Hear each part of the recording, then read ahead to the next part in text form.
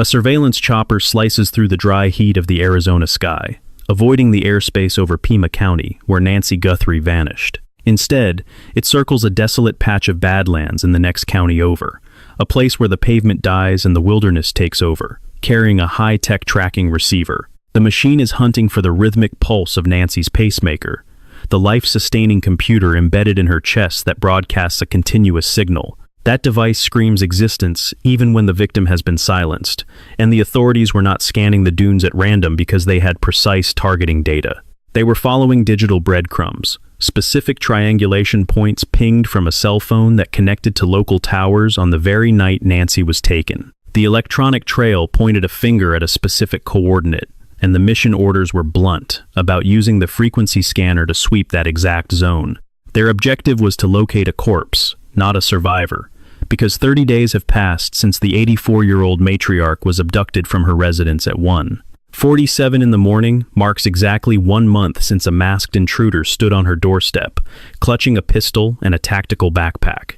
It has been 1 month since her heart monitor went dark at 2:28 in the morning, and now detectives are scouring the wasteland based on those ominous grid references.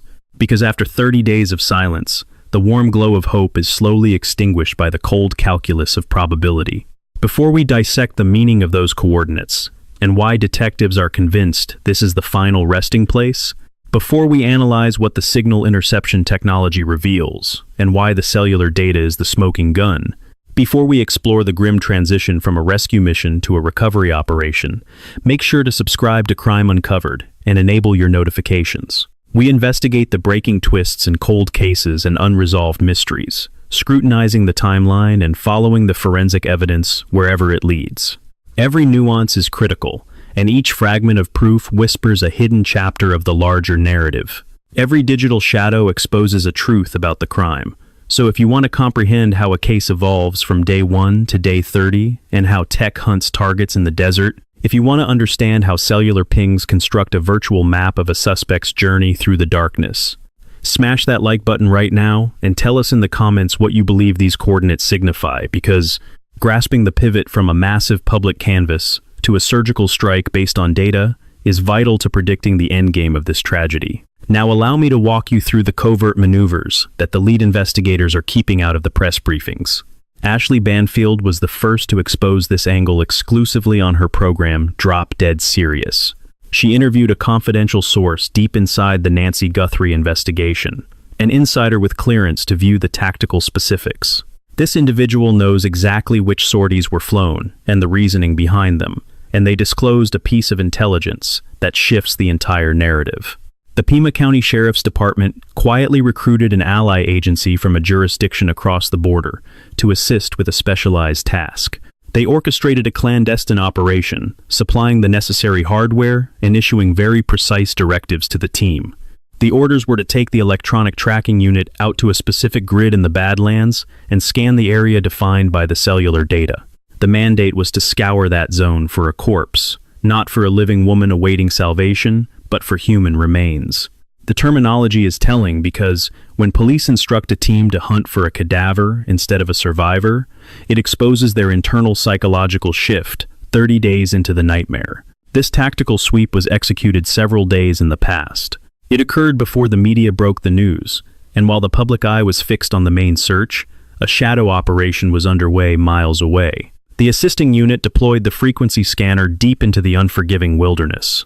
They activated the device and combed the sector dictated by the intelligence packet from Pima County detectives. For hours, they swept the landscape hunting for that faint electronic pulse, but they failed to locate Nancy. The mission came up empty, finding no trace of the heart monitor signal and securing no new physical evidence.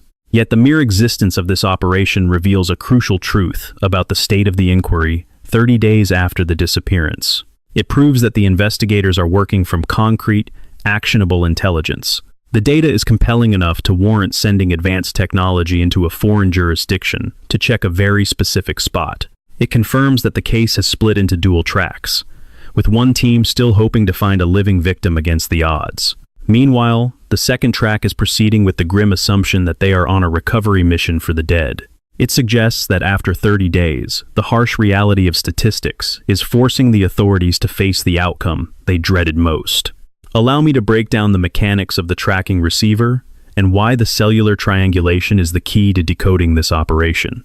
Nancy Guthrie relies on an implanted cardiac regulator to maintain the rhythm of her beating heart. This machine constantly surveys her vitals and shocks the heart back into cadence, and like all electronics, it needs a power source. That energy is drawn from a long-life internal battery engineered to endure for 5 or 7 years, sometimes even longer depending on the strain. The pivotal factor that turns this medical device into a forensic tool is a specific technical capability. The medical device implanted in Nancy's chest has no concept of mortality. It persists regardless of her fate. Even with Nancy deceased, the mechanism grinds on, fed by a battery that outlives the pulse it was meant to regulate. The circuits hum with electric life, while the transmitter blindly calls out into the void, a chilling reality to consider. We live in a world of invisible noise where every wireless gadget constantly screams for attention. Your smartphone hunts for connections while it sleeps in your pocket, just as your laptop silently announces its existence to the room. Even a smartwatch on your wrist broadcasts a digital handshake to anything listening, defining the very nature of our connected lives. It is a ceaseless cycle of broadcasting, searching, and advertising availability that never sleeps. The unit implanted in Nancy operated on these exact principles, tethered digitally to her iPhone via a Bluetooth link. Software logged every beat of her heart, archiving rhythms and flagging anomalies in a stream of intimate biological data. But that digital tether snapped the moment she was forcibly removed from her residence at 1:47 in the morning on February 1st. Distance severed the Bluetooth handshake between the implant and her phone, yet the transmitter inside her refused to go silent. It persisted in firing signals into the ether, blindly announcing its presence to a world that was no longer listening. The system kept hunting for its lost partner, broadcasting technical advertisements that translate to a desperate plea of "Here I am." It asks if anyone is out there, repeating that electronic query 24 hours a day, 7 days a week without pause. As long as the lithium cell holds a charge, that machine will not stop transmitting its lonely code. Investigators utilize a device known as a signal sniffer, specialized tech designed to catch those stray frequencies and offer a digital handshake in return. It tells the target it is listening, prompting a response that allows the sniffer to lock onto the source of the transmission. The equipment triangulates the signal, narrowing down the exact coordinates where that unique electronic signature is hiding. Physics imposes limits, restricting standard Bluetooth reach to perhaps 30 or 50 feet, stretching to 100 only under the most perfect circumstances. However, the equation changes out in the barren expanse of the open desert, where concrete and steel cannot block the waves. With military-grade receivers and favorable atmospheric stability, that reception radius expands significantly. Detection becomes possible far beyond consumer specs, which explains the helicopter sweeps over Pima County in the wake of her disappearance. The aircraft executed tight grid patterns, carrying that sensitive sniffing technology high above the ground.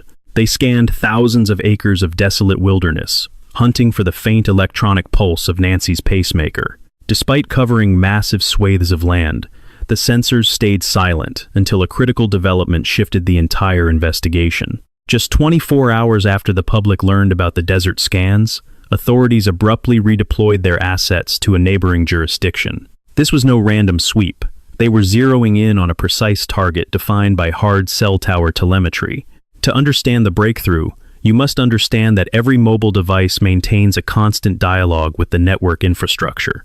Every text message, voice call, or data packet forces your handset to communicate with the nearest available cell site. The tower logs that handshake instantly, creating an immutable record of the event.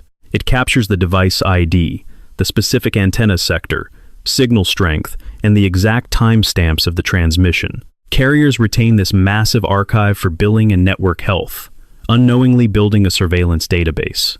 With a signed warrant, detectives can pry open these digital vaults to reconstruct the timeline of a suspect. They build movement maps to place individuals at crime scenes, though the data lacks the pinpoint accuracy of GPS.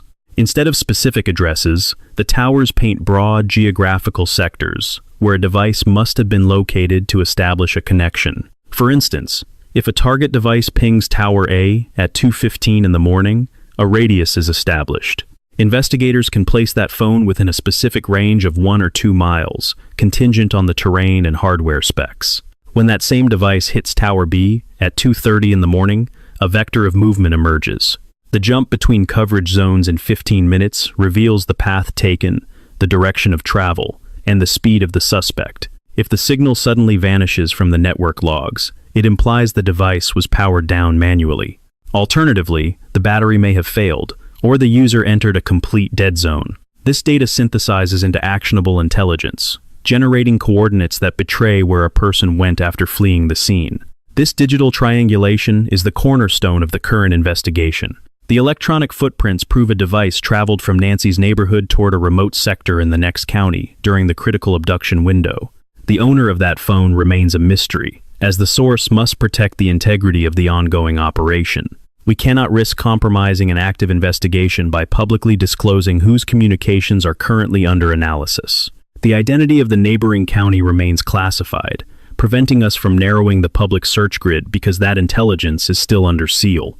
We remain in the dark about what specific intelligence corroborated those coordinates to justify deploying the signal interception technology to that precise spot. However, one thing is absolutely certain: investigators were convinced of something critical. They believed something vital lay hidden in that desert terrain, a conviction strong enough to compel coordination with law enforcement from a separate jurisdiction. Their belief was potent enough to warrant the allocation of highly specialized assets and manpower.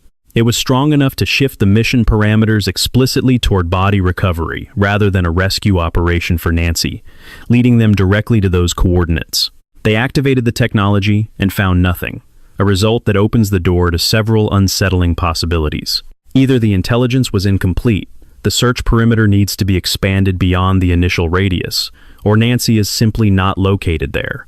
It could also mean the data led them astray, or perhaps the pacemaker signal is being blocked by whatever is concealing her location. But this failure confirms without a doubt that the investigation has split into 2 parallel tracks, with the first still clinging to the hope of a rescue. They continue to vet tips, suggesting she might still be out there, holding on to hope despite the mounting odds. They are fighting the statistical grimness that 30 days usually implies for an elderly individual with severe medical needs and a dependence on daily prescriptions. Track 2 marks the grim transition into recovery operations. They deploy cadaver dogs and scour high-probability zones using protocols designed to locate human remains rather than a living survivor. They utilize advanced technology like signal sniffers, capable of picking up electronic signatures, whether the subject is breathing or not. Dr. Tracy Sargent understands this dark pivot better than most, having worked between 2,000 and 3,000 missing person cases throughout her career. She spearheads forensic investigations and analysis while handling a team of 3 cadaver dogs. She holds a doctorate in psychology with a specialization in criminal behavior. She explained that week 4 is the threshold where authorities must weigh recovery probabilities against rescue hopes, considering Nancy is 84 years old. Advanced age introduces vulnerabilities that younger victims simply do not face, as her body cannot endure prolonged exposure to the elements. Survival is impossible without adequate nutrition and hydration, nor can she maintain her core temperature in such extreme environmental conditions. She suffers from serious medical conditions requiring daily dosage, and Sheriff Chris Nano has publicly stated that an extended interruption could be fatal. We remain in the dark regarding the specific medications or the exact nature of her conditions. However, the profile suggests cardiac issues, diabetes, or other ailments where a lack of medication leads to rapid physical deterioration. She is also hindered by significant mobility limitations. According to dispatcher audio from the initial call, Nancy could not walk 50 yards without assistance, and certainly could not flee. She could not traverse significant distances on foot, nor could she escape if she were being held against her will. She has endured 30 days without medication, 30 days without medical care, and 30 days of whatever conditions she has been forced into. The statistical reality after 30 days for someone with her profile is that a recovery mission becomes far more likely than a rescue, though nothing is certain. Statistics are not destiny. Outliers exist, and miracles do happen, but probability is a heavy weight. Experience counts for something, and data drawn from thousands of previous cases tells a story we cannot ignore. That data indicates that after 30 days, Elderly missing persons with serious medical conditions and daily prescription needs face incredibly low survival rates. The numbers are stark and the reality is harsh, but that does not mean the investigators have abandoned hope. It does not mean they are abandoning rescue efforts or giving up on finding Nancy alive. It means they are adapting their strategy to balance hope with probability. It means running parallel investigations, preparing for the outcomes they dread while still chasing the miracle they desperately want. Dr. Sargent explained that the search methodology undergoes a fundamental shift when the objective transitions from finding a survivor to recovering remains. When the mission is to find someone alive, the strategy is specific. You focus on the ground they could cover and the places where they might seek shelter. You look for resources in areas where someone with limited mobility could survive, scouring trails, paths, roads, and structures accessible on foot. You target areas where a person might be visible or locations where they could attempt to signal for help. But when searching for remains, the methodology shifts entirely. You focus on where a perpetrator could transport a body, checking vehicle access points where concealment is easy and detection is unlikely. You zero in on remote areas and rugged terrain that would deter the casual hiker. You check locations far from the main roads, yet accessible by vehicle, looking for disturbed earth or unusual scents that might indicate something buried or concealed. The Arizona desert presents a uniquely hostile environment for any search and rescue operation, complicating every tactical decision. Pima County alone encompasses a massive territory, roughly the size of Connecticut and Rhode Island combined, spanning 9,000 square miles of unforgiving landscape. This region is defined by treacherous mountains, hidden valleys, and isolated sectors that remain untouched by human presence for months. Volatile weather patterns can erase forensic evidence overnight, while violent storms redistribute the earth and extreme heat accelerates biological decomposition. Unlike a forest where disturbed soil is instantly visible or broken branches betray a path, the desert is an expert at concealment. In this arid terrain, nature can completely obscure the signs of a crime within a matter of days. Rain obliterates tire tracks, winds sweep sand over footprints, and the ground settles back into a pristine state that mocks the very idea of discovery. Under these conditions, human remains detection dogs become the only viable option for investigators. These canines possess the ability to perceive olfactory evidence that is completely invisible to the human eye. They can alert handlers to locations where a body once lay, even if the remains have since been moved, as decomposition scent lingers for centuries. Experts like Dr. Sargent have successfully deployed these dogs to historical battlefields where they located soldiers buried more than 250 years ago. The chemical signature of death absorbs into the soil, bonds with the minerals, and remains detectable long after history has moved on. Conversely, the scent of a living person dissipates rapidly, vanishing within 48 to 72 hours in optimal conditions, and even faster in this heat. In harsh weather, a live trail can disappear in minutes, which explains why we have not seen extensive canine deployment despite 30 days having passed. If Nancy is still out there alive, her scent trail evaporated weeks ago, and no tracking dog can follow a path that no longer exists. The focus has now shifted entirely to human remains detection dogs, animals specifically conditioned to signal on blood, bone, and decomposition. However, Dr. Sargent notes a critical complication that investigators must navigate during these searches. These specialized dogs will alert on any human remains, regardless of whether they are connected to a criminal event. Old dried blood, routine medical waste, or even simple nosebleeds can trigger a false positive, forcing detectives to analyze every hit. The investigative team must determine if a scent alert is the breakthrough they need or merely unrelated biological noise. Yet, in the deep desert, far removed from residential subdivisions and established hiking trails, the context changes. In these remote sectors where there is no legitimate reason for human biological material to exist, the calculus is different. An alert from a cadaver dog in such an isolated zone becomes extraordinarily significant, suggesting a presence that should not be there. This reality underscores the profound importance of the recent signal sniffer mission to specific coordinates in a neighboring county. If the technology can locate the pacemaker associated with the victim, they effectively locate Nancy, or at least the site where she was. Finding that device could provide the critical physical evidence needed to reconstruct the final moments of this mystery. Even a search that yields nothing serves a purpose, as it allows law enforcement to eliminate vast swaths of land and refocus their limited resources. But the mere existence of these coordinates suggests that intelligence has directed law enforcement to a very specific patch of dirt. It implies that investigators are holding back significant evidence from the public eye. They possess data or intelligence that has convinced them to narrow their search parameters to a precise geographic pin. Now, we must turn our attention to the events of today, which illustrate how the family is coping with this 30-day nightmare. For 30 agonizing days, the makeshift memorial at the end of the driveway stood as a lonely sentinel. Yellow flowers wilted in the Arizona sun, constantly replaced by strangers who felt a personal connection to a woman they never met. Annie could not bring herself to visit the site, unable to confront the physical manifestation of her worst fears. Savannah remained in Italy, broadcasting an image of normalcy to millions of viewers while her internal world collapsed. But today, on day 30, the family broke their silence and walked down the driveway together. Annie, Tommaso, and Savannah approached the memorial with the somber weight of a funeral procession, carrying fresh yellow blooms. Upon reaching the site, Annie finally looked at the cards and handwritten notes left by the community. She read messages of love and prayers for a mother she might never see again, and the emotional dam finally broke. A low, guttural sound of pure grief escaped her throat, and she collapsed into Tommaso, no longer able to maintain her composure. After 30 days of holding it together, answering questions, and seeing her mother's face on every screen, the reality set in. She was gone, vanished into the ether, and the 30-day mark carried a finality that day one did not possess. Savannah stood slightly apart, silent and stoic, watching her sister unravel as they placed their tribute. They left a card that read, "We are standing on ash and scorched earth, but our love burns bright despite the darkness surrounding us." The note was signed by 3 names, Annie, Tommaso, and Elmo, while Savannah's name was notably absent from the card.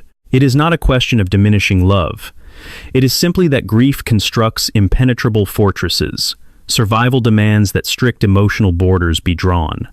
To sign that document is to surrender to reality, and that surrender implies acknowledging that 30 days could very well stretch into an eternity. Only 2 major news networks were there to witness this pivotal shift in the timeline. The rest of the media circus has packed up and left. The world continues to spin. Geopolitical tensions in Iran have stolen the spotlight.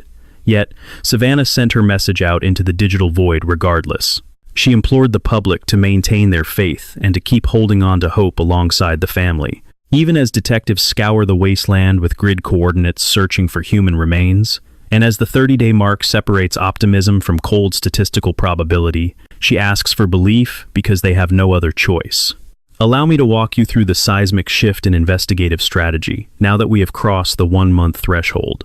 The Federal Command Center has relocated its base of operations from Tucson to Phoenix. This is not a retreat, nor is it a sign of closure, but rather a necessary evolution of tactical requirements.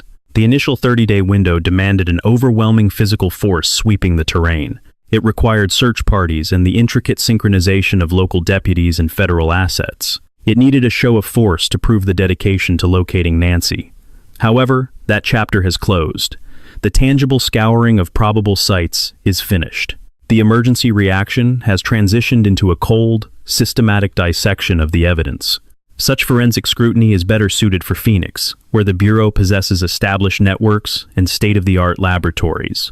They have advanced data processing power and technical tools that simply cannot be replicated in a makeshift field office. A reporter from a national network confirmed through insiders that the file was officially transferred this morning to an elite unit. County homicide investigators are now paired with federal agents in a lean, singular team with eyes only on Nancy Guthrie. 400 agents were reportedly on the ground at the height of the mobilization. That figure has been slashed significantly. This reduction is standard, anticipated, and essential. No agency can sustain a force of 400 personnel on one inquiry forever. Other felonies continue to happen. New cases demand immediate focus. Manpower must be distributed according to the realities of the day, yet the core task force endures. There are detectives whose sole assignment is Nancy. Federal agents are committed to seeing this specific inquiry through to the very end. Every available asset is now zoomed in on the most critical pieces of proof. The Sheriff's Department issued a statement that was drafted with extreme precision. They emphasize that the file remains open and active until Nancy Guthrie is found, or every single avenue has been dead-ended. The department is streamlining its efforts toward the detectives explicitly handling this matter. As theories are tested and cleared, the level of manpower may rise and fall accordingly. The era of the massive public spectacle is over. The age of quiet, grinding detective work has begun. Assets will be deployed based on where the evidence leads. In practical terms, this means the 24-hour guard posted at the residence has been withdrawn. Multiple sources indicate they vacated the post on Saturday. There is no longer a perpetual watch over the property. The marked cruisers that stood sentinel at the home for 30 days have driven away. Control of the residence is being handed back to the family for their private use. This generates significant confusion, as the sheriff informed the press on February 2nd that the crime scene had already been cleared and the home was available to the residents. So one must ask why it is only being returned now if it was supposedly released 4 weeks prior. It reeks of mixed signals.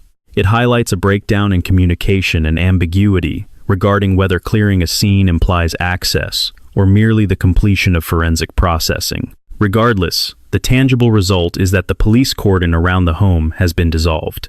There is no longer a deputy standing watch, nor are there patrol cars ensuring security. The physical reminders that this is an active investigation have vanished. The ground search phase is officially history. The real work has retreated behind closed doors. Investigators are methodically dissecting more than 10,000 hours of video surveillance harvested from the vicinity. This includes security systems, doorbell cameras, and traffic feeds. Even dashboard cameras are being scrutinized, with every single frame analyzed for relevance. They are wading through more than 40,000 tips, flooding the federal and local hotlines. Each tip is cataloged, and every potential lead is put under the microscope. Every scrap of data is being cross-referenced against the established timeline and facts. They are tearing apart the digital evidence, from cell tower pings to internet search histories and social media archives, tracing electronic footprints to verify locations during the critical windows.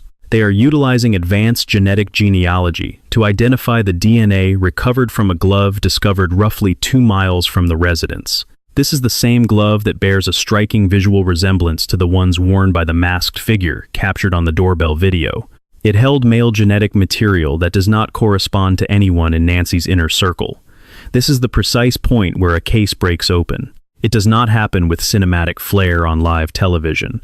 It happens through the agonizingly slow and systematic review of the physical proof. It comes from data analysis that exposes hidden patterns, and by tracing digital crumbs one solitary connection at a time. They are utilizing genetic genealogy to construct ancestral maps, whittling down suspect lists from millions to a mere handful of targets.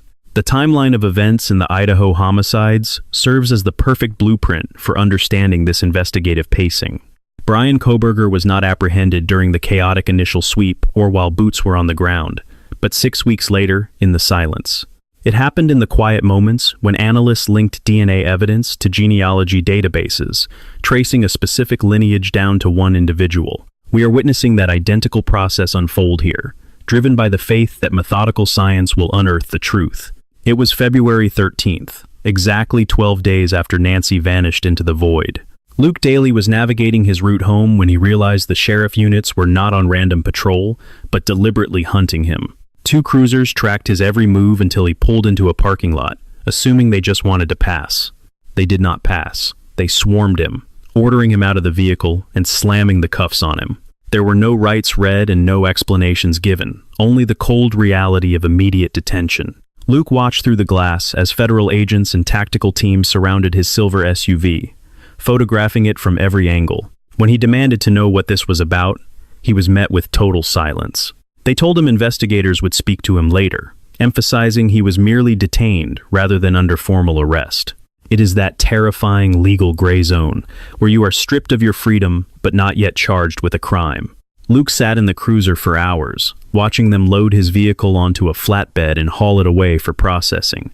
The internet had already convicted him, deciding he matched the masked man at 5'9" and lived just 2 miles away. The reality was that Luke Daly was nowhere near that house that night, and he had the phone data to prove it. He had witnesses and digital alibis, repeatedly insisting that his location history would clear his name. The interrogation was a fishing expedition, designed to trick him into slipping up on dates and times. But there was nothing to slip on because he had absolutely no connection to the disappearance of Nancy Guthrie. Forensics processed his vehicle for days, swabbing every inch for DNA or blood, and found zero evidence. Under the Fourth Amendment, property seized by warrant must be returned when it holds no evidentiary value to the state.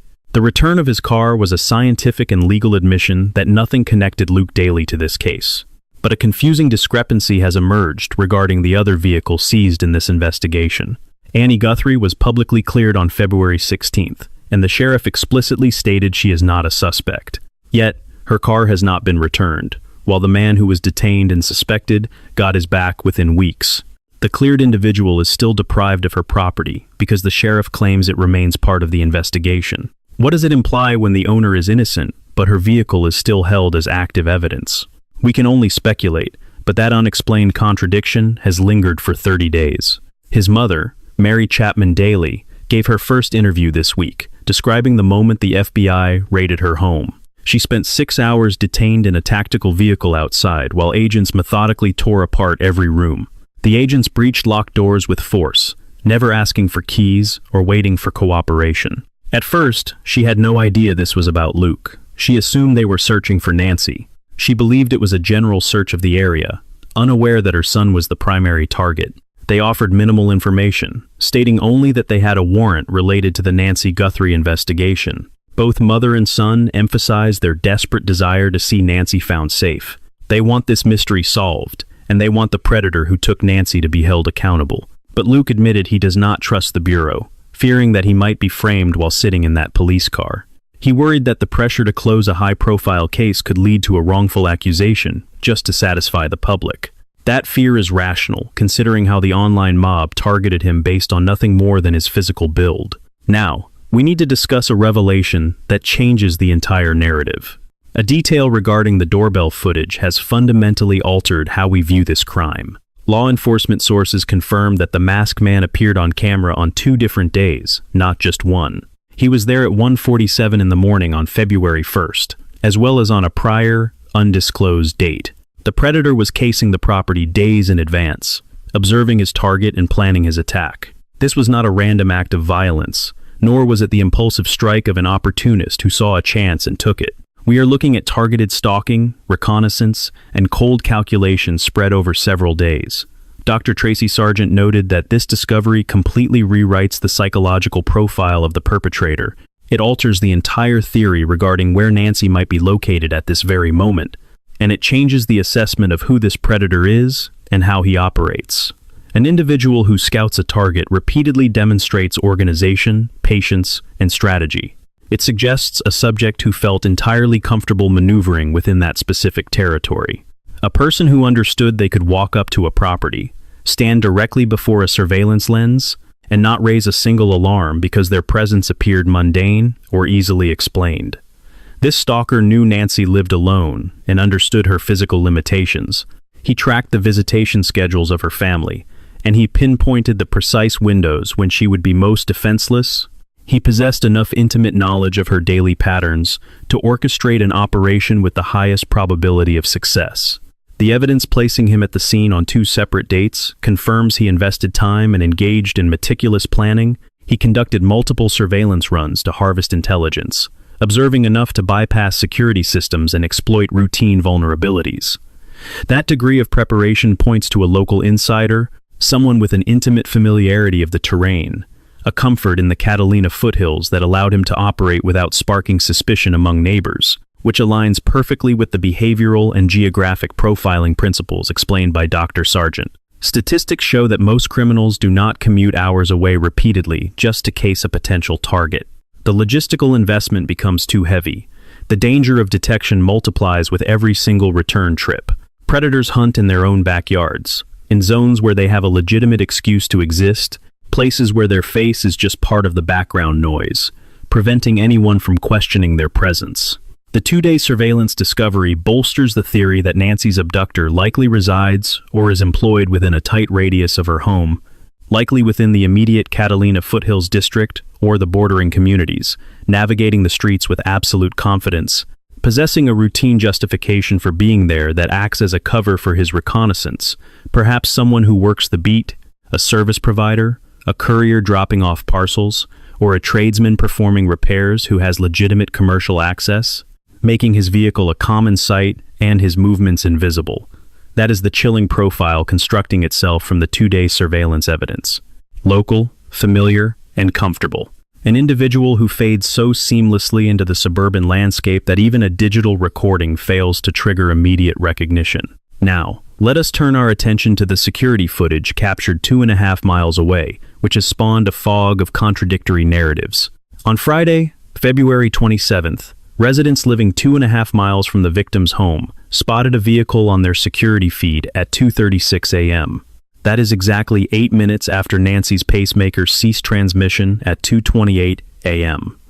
That car was navigating a back road leading out of the neighborhood toward East River Road, a trajectory a driver chooses when they are desperate to evade major intersections and traffic monitoring cameras, a shadowed path offering significantly more concealment than the primary thoroughfares. Former FBI Special Agent Maureen O'Connell described this video clip as a potential game changer. She suggested this could be the key to the entire mystery.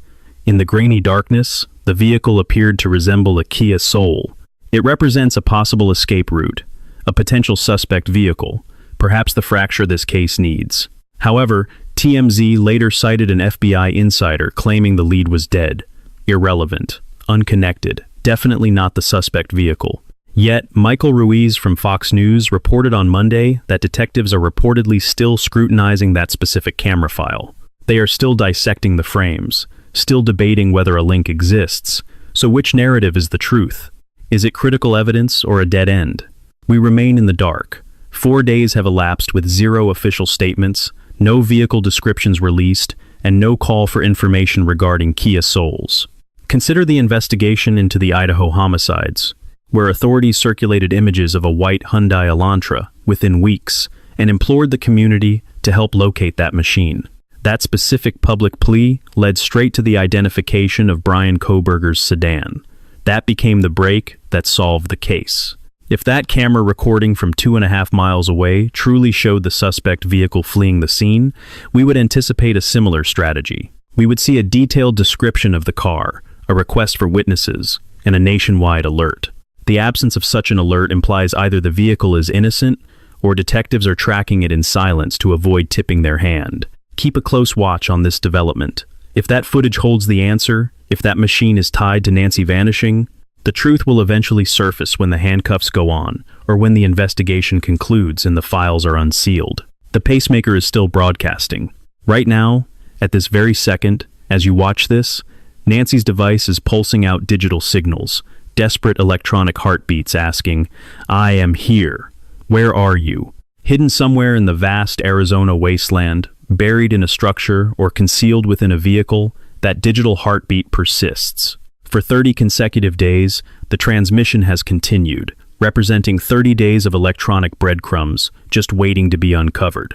The detectives who deployed to that adjacent county, armed with specific coordinates, operate under the firm conviction that discovery is imminent, that the digital trail is valid, and that Nancy can be retrieved. They scoured the target location with precision, yet the desert yielded absolutely nothing. Consequently, the search radius must shift. They are prepared to chase the next lead, dissect the subsequent batch of cellular tower logs, and aim their signal detection gear toward the next sector with high statistical probability. They will press forward relentlessly because that cardiac device has not stopped broadcasting its distress signal. Somewhere out there, a specific individual holds the truth. Someone knows exactly where Nancy lies. Someone knows precisely what transpired after the hour of 1. It was 47 minutes past the hour when the masked intruder cut the video feed. Someone understands why 41 agonizing minutes ticked by before her pacemaker finally went silent. The person who surveilled her residence on 2 separate occasions knows the answer. The individual whose smartphone pinged off towers leading toward that neighboring jurisdiction holds the key. A person who studied Nancy's routine intimately enough to strike during her moment of peak vulnerability knows exactly what they did. Forensic specialists are currently analyzing the genetic material retrieved from the glove. Advanced genealogy is reconstructing family trees, to identify the culprit. They are methodically whittling down the suspect pool, reducing the list from millions of profiles to hundreds, and finally to a few dozen specific names. 10,000 hours of surveillance tape are undergoing frame-by-frame scrutiny, searching for that solitary vehicle, that single face, or that minute detail overlooked during the initial sweep. 40,000 citizen tips are being rigorously cross-checked against cellular records. Investigators are weighing this data against verified alibis and a strict timeline that exonerates the innocent while tightening the net around the likely guilty. The case is gaining momentum. The focus is sharpening. The resolution is approaching. However, for Annie, the waiting is the hardest part. As she stands at her mother's memorial, sobbing into her husband's shoulder, justice feels excruciatingly slow. For Savannah, who posts updates online, the pain is constant. She begs the public to hold on to faith, even as detectives scour the earth for a corpse. She is being ripped apart by the brutal conflict between statistical probability and desperate hope. Consider Nancy's family as they confront day 31, then day 40, and soon day 60. Every single sunrise that breaks without a resolution feels like another day stolen from their lives. Make sure to subscribe to Crime Uncovered to stay informed on every development. As the inquiry presses forward, as the genetic labs return their findings, and as the task force zeroes in on the prime suspects, the quest to find Nancy Guthrie inches closer to the end. Press the like button if you share the conviction that those cellular coordinates are the key to unlocking this mystery. Let us know in the comments section what you believe those location data points actually signify. Where does your gut tell you this trail leads? If you possess any information at all, reach out immediately to 1-800-CALL-FBI. There is a $1 million reward offered by the family. The FBI has added another $50,000 to the pot. You can remain anonymous, because somewhere out there, Nancy's pacemaker is still transmitting, still waiting to be heard, still crying out in the dark, and someone knows the source of that signal. Day 30 does not mark the conclusion. It marks a grim transition. We shift from optimism to statistics. We move from a rescue mission to a recovery operation. The strategy changes from searching the entire map to focusing only where the science points. The coordinates are valid. The data is authentic. The intelligence is precise. They hunted and came up empty-handed, so they will hunt again, and they will not stop until Nancy is finally brought home.